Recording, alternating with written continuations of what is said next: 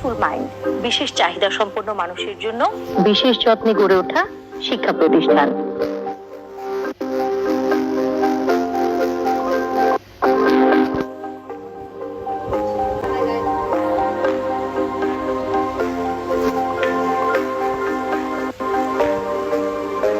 হাঁটি হাঁটি পা পা করে বেড়েছে স্কুলের পরিসর। বর্তমানে রাজধানীর উত্তরায় নিজস্ব বিল্ডিং এ চলছে স্কুলের কার্যক্রম। শিক্ষার্থীর সংখ্যা 118। আর যার উদ্যোগে গড়ে উঠেছে স্কুলটি, তিনি হলেন ডাক্তার শামীম মতিন চৌধুরী, যিনি প্রতিষ্ঠাতা চেয়ারম্যান এবং অটিজম বিশেষজ্ঞ। প্রতিদিন নিয়ম মাফিক অ্যাসেম্বলিতে অংশ নেয় এখানকার শিক্ষার্থীরা। সকাল 8:30টায় শুরু হওয়া অ্যাসেম্বলিতে জাতীয় সঙ্গীত, কোরআন তেলাওয়াত, শপথ, শরীর চর্চা সবই হয়।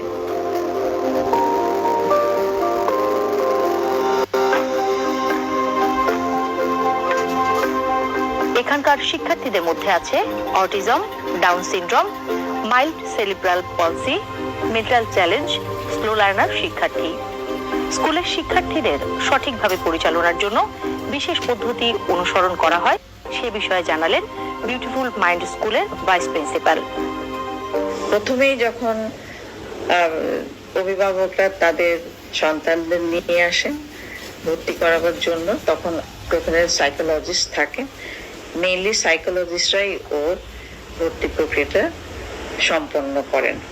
প্রথমেই আমরা এই বাচ্চার অ্যাসেসমেন্টটা করা হয়, সাইকোলজিক্যাল অ্যাসেসমেন্টটা যতটা পারে ওইখানেই করে। তারপরে বাবা মার থেকে হিস্ট্রি নেওয়া হয়, কোন জায়গায় কোন ডাক্তারকে দেখিয়েছে, ডায়াগনোসিস করেছে, এটাও অনেক বড় ইম্পর্টেন্ট জিনিস। ওটাও আমরা একটা রেখে দিই, ডকুমেন্টস আমরা রাখি সাথে। ভর্তি যখন শেষ হয়ে যায়, ভর্তি হয়ে গেল, তখন এই যে আমাদের একটা প্রসেস শুরু হয়। সেখানে আমাদের 2জন সাইকোলজিস্ট থাকেন। তখন আমরা 2 সপ্তাহ থেকে ভ্যারি করে এক একটা বাচ্চার জন্য এক এক রকম, 2 সপ্তাহ থেকে 1 মাসের জন্য এই 2জন সাইকোলজিস্ট ওকে অবজার্ভ করেন, অবজার্ভ করতে থাকেন আর অ্যাসেসমেন্ট করতে থাকেন। আমরা এই স্কুলে বাচ্চা যেখানে রাখি আমরা সব ধরনের রাখি, একটু মোটামুটি বেশ হাইপার ধরনের বাচ্চাও কিন্তু আমরা রাখি আমাদের স্কুলে। এখানে সবচেয়ে বেশি এক্সপেন্সিভ কিন্তু থেরাপিস্টরা, তারপরে কিন্তু কোকারিকুলার যারা আছে, আর্টের টিচার, গানের টিচার, নাচের টিচার, এরা যদি খুব ভালো না হয়, খুব ভালো তাদের স্কিল না হয়, তাহলে কিন্তু এইসব বাচ্চাদের হ্যান্ডেল করা মুশকিল। কারণ এগুলো কিন্তু থেরাপি। এদের মোটর ডেভেলপমেন্টের জন্য নাচ দরকার, এদের অডিটরি প্রবলেম থাকে, সেখানে গান শুনে তাদের সেটা ডেভেলপ করতে পারে। তারপরে দৌড় ঝাঁপ করলে তাদের সমস্ত লিম্বস গুলো অনেক সময় তাদের অনেক প্রবলেম থাকে, মানে উইক থাকে, বিশেষ করে লিম্বস গুলোতে। সেই লিম্বস গুলোতে অনেক কাজ করে। বাবা মাকে আমার একটাই অনুরোধ, ভাই এই বাচ্চাটা আপনার এমনি যে নর্মাল বাচ্চা আছে ঠিক তার মতো করে ট্রিট করবেন। এই বাচ্চা স্পেশাল বলে স্পেশালি ট্রিট করার কোনো প্রয়োজন নেই। তাকে স্কুলে দেন, স্কুলে পড়ান, স্বাভাবিক স্কুলে যদি নেয় সেখানে দেন, বা আমাদের মতো যদি কোনো স্পেশাল স্কুল থাকে সেখানে দেন, আপনার বাচ্চা নিশ্চয়ই ডেভেলপ হবে। বুদ্ধি প্রতিবন্ধী শিশু ও অটিস্টিক শিশুদের শিক্ষাক্রম প্রণয়নের উদ্দেশ্যে পোর্টিস প্রোগ্রাম, শিক্ষাক্রম, বিহেভিয়ার অ্যাসেসমেন্ট স্কেল এবং বিভিন্ন লেখকের বিকাশমূলক মাইলফলক অনুসরণে প্রাথমিক শিক্ষাক্রম প্রস্তুত করে সুইট বাংলাদেশের বিশেষ শিক্ষা শ্রেণীতে বুদ্ধি প্রতিবন্ধী ও অটিস্টিক শিশুর উপর প্রয়োগ করে এবং পরবর্তীতে সংশ্লিষ্ট বিষয়ের শিক্ষক ও বিশেষজ্ঞদের মতামতের ভিত্তিতে এই শিক্ষাক্রম চূড়ান্ত করা হয়।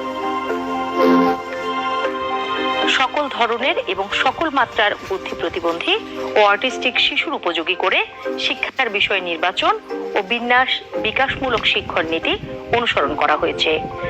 তবে নির্দিষ্ট শিশুর প্রয়োজন অনুযায়ী শিক্ষণ বিষয় সংযোজন করা যাবে। 3 বছর বয়স থেকে 18 বছর বয়সী যে কোনো শিক্ষার্থী এই স্কুলে ভর্তি হতে পারে। আমাদের স্কুলের শুরু 2004-এ তো স্কুলের প্রতিষ্ঠাতা হচ্ছেন ডক্টর শামীম মতিন চৌধুরী, উনি চাইল্ড অ্যান্ড অ্যাডোলেসেন্ট সাইকিয়াট্রিস্ট। আমাদের বাচ্চাগুলি যখন একটু ইমপ্রুভ করে সাইকোলজিক্যাল অ্যাসেসমেন্টের মাধ্যমে যখন দেখা যায় যে নর্মালের কাছাকাছি চলে আসে, তখন আমরা নর্মাল স্কুলে রেফার করে দিই। প্রতি বছর আমাদের স্কুল থেকে 2-4জন নর্মাল স্কুলে যাচ্ছে। আর আমরাও এখানে একাডেমিক এডিএল এর সাথে সাথে ডেইলি লিভিং অ্যাক্টিভিটির সাথে সাথে আমরা একাডেমিক সেকশনটা আমরা করছি। যারা মোটামুটি বয়স হয়েছে কিন্তু ছোট ক্লাসে পড়ে, তো ওদেরকে আমরা এখানে একাডেমিকে করছি। এখানে পিএসসি এবং জেএসসি আমাদের স্কুল থেকে 2বার 4-5জন পিএসসি পাশ করেছেন, জেএসসি পাশ করেছেন। তারপরে যারা একটু আর্টে ভালো, ওরা আমাদের এখান থেকে জবে যাচ্ছেন। হ্যাঁ, তো 2টা বাচ্চা আমাদের আর্টের উপরে চাইল্ড ফাউন্ডেশনে জব করছে, ভালো স্যালারিতে, প্রায় 15,000 করে স্যালারি পায়। আর 2টা বাচ্চা আমাদের ইয়েতে পিজা হাটে জব করছেন। হ্যাঁ, তো এভাবে যাদেরকে একটু ডেভেলপ হচ্ছে আমরা মানে নর্মাল ইয়েতে দেওয়ার চেষ্টা করছি। নর্মাল স্কুলেও যাচ্ছে, বিভিন্ন জবেও যাচ্ছে। আর আমরা কারিকুলামের উপরে ফোকাস করছি যাতে ওরা জীবনটা কিছু ইনকাম জীবনটা কাটাতে পারে, সেই উপরে আমরা চ্যানেল দেখেন, বিটিভিতে দেখেন, আমাদের প্রোগ্রামটা দেখাচ্ছে, বিটিভি লাইভ দেন, অটিজমে আক্রান্ত দেখাচ্ছে প্রায় 7 প্রোগ্রামটা। বছর ধরে আসছে বিউটিফুল মাইন্ড স্কুলে। এখানে এসেই শিখেছে দৈনন্দিন যে কার্যাবলী। ওর শারীরিক বয়স 16 হলেও মানসিক বয়স মাত্র 4 বছর। ওর হাইপার অ্যাক্টিভিটিস ছিল, স্থির হয়ে বসতো না। এখন এই স্কুলে আসার পর থেরাপি অ্যাক্টিভিটির পর স্থির হয়ে ক্লাসে বসে কাজ নিজে করতে পারে। এখানকার শিক্ষার্থীদের জন্য রয়েছে আলাদা আলাদা রুটিন। সেখানে যেমন রয়েছে নিয়মিত শিক্ষার ব্যবস্থা, তেমনি দেওয়া হয় জীবন ঘনিষ্ঠ শিক্ষাও। বিশেষ চাহিদা সম্পন্ন বাচ্চাদের জন্য যে আলাদা শিক্ষাক্রম আছে সে সম্পর্কে জানালেন শিক্ষক। আমাদের এই স্কুলে যখন প্রথমে আমাদের শিশুরা এখানে ভর্তি হতে আসে, তখন আমরা প্রথমে আমাদের বাচ্চাদেরকে অ্যাসেস করা হয় এবং ওদেরকে প্রথমে বের করা হয় যে তার কোন লেভেল, অটিজমের কোন লেভেলে আছে, মাইল্ড, মডারেট এবং সিভিয়ার, সেই লেভেলটা বের করা হয়। এবং বাচ্চাদের মানসিক যে বয়স সেটা বের করা হয় আইকিউ টেস্টের মাধ্যমে। পরবর্তীতে আমরা বাচ্চাদের বয়স অনুযায়ী আমরা 2টা ভাগ করি, আমাদের 2টা সেকশন। একটা হলো এডিএল সেকশন, যেখানে আমাদের শিশুদের দৈনন্দিন জীবনের কার্যাবলী এগুলো ওদেরকে আরো ইমপ্রুভ করা হয়। আর আরেকটা হলো একাডেমিক সেকশন, আমাদের এখানে আছে প্লে থেকে 8ম শ্রেণী পর্যন্ত। বর্তমানে আমাদের যে প্লে থেকে 8ম শ্রেণী সেটা আমাদের ন্যাশনাল যে কারিকুলাম ওইটাই ফলো করা হয়।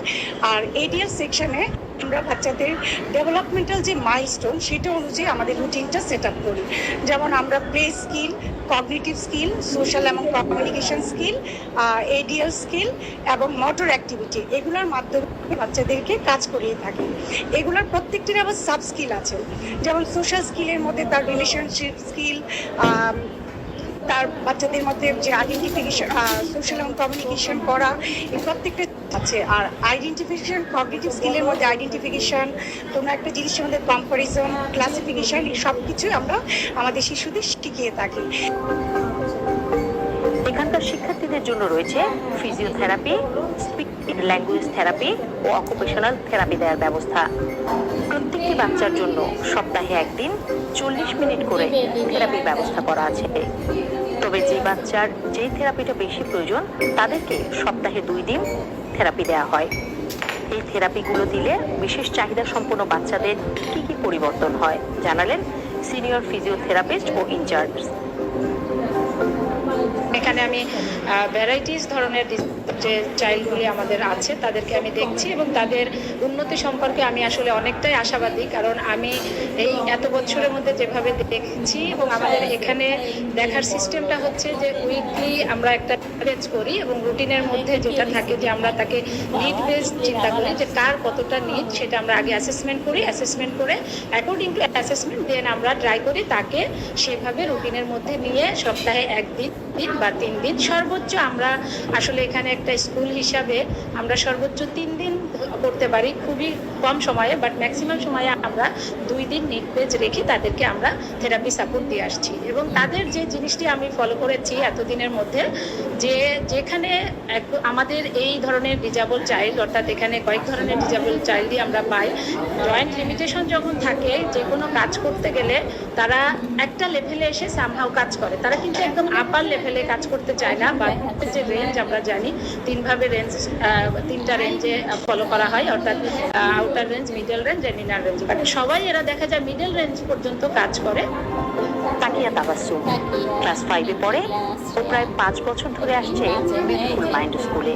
ও নাচতে পারে, গান গাইতে পারে, পারে ছবি আঁকতে, পারে অনর্গল ইংরেজিতে কথা বলতেও।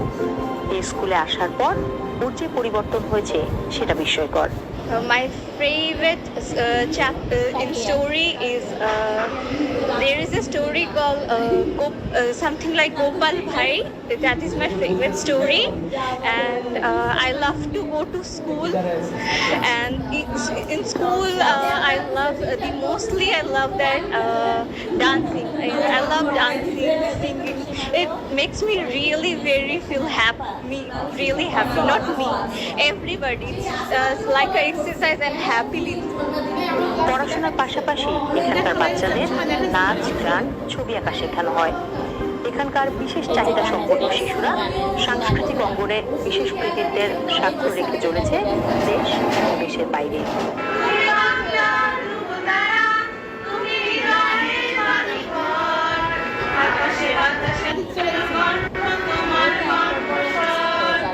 বিশেষ চাহিদা সম্পন্ন শিশুদের নাচ একটি অনেক গুরুত্বপূর্ণ বিষয়। নাচের মাধ্যমে এরা শারীরিক এবং মানসিক বিকাশ ঘটাতে পারে। তো দেখা যায় যে ধরনের শিশুদের মানসিক রয়েছে, নাচের মাধ্যমে, মিউজিকের মাধ্যমে এদের মানসিক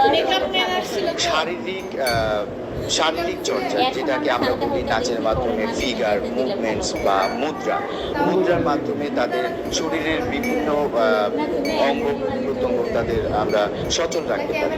সো ডান্স মুভমেন্ট থেরাপি আমাদের স্পেশাল চাইল্ডদের জন্য অনেক বড় একটি ভূমিকা।